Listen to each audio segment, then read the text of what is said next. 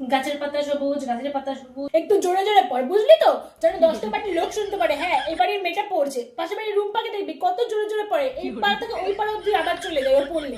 তুই এরকম একটু জোরে জোরে পড়, তাহলে আমি বলতে পারবো সবাইকে যে আমার মেয়ে পড়ে, আমার মেয়ে পড়ে। গাছের পাতা সবুজ।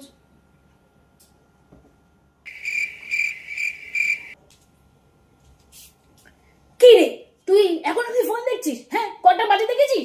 পাশে বাড়ির রূপাকে দেখবি কত সুন্দর মায়ের হাতে হাতে কাজ করে। এতগুলো তো কাজ পড়ে আছে, তুই তো আবার হাতে হাতে একটু সাহায্য করতে পারিস। বড় তো কম হসিস, সারাক্ষণ ফোন দেখলে কি হবে বলতো? হ্যাঁ, একটু হাতে হাতে মায়ের কাজ করে দিলে তো কাজগুলো আগায়।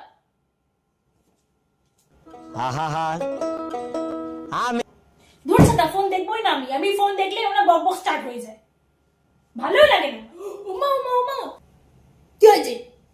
তুমি শুনেছো না, নতুন খবর বেরিয়েছে আমাদের পাড়াতে? কি? না শুনিনি, বল। লেটেস্ট নিউজ, ওই যে পাশে বাড়ির যে রূপা আছে না, ওই টিউশনের মাস্টার সঙ্গে ভেঙে গেছে। कहाँ से आते हैं? হ্যাঁ। কি? সত্যি?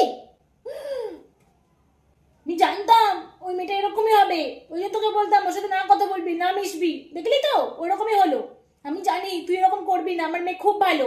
তুমি তো বলতে সবসময় যে ওকে থেকে শেখ, ওকে থেকে কিছু শেখ, ও কত সুন্দর পড়ে, ও কত সুন্দর লেখে। দেখলে, তাহলে আমিও করি, বলো। পারি না আর পারি না, আমি কেন মরি না।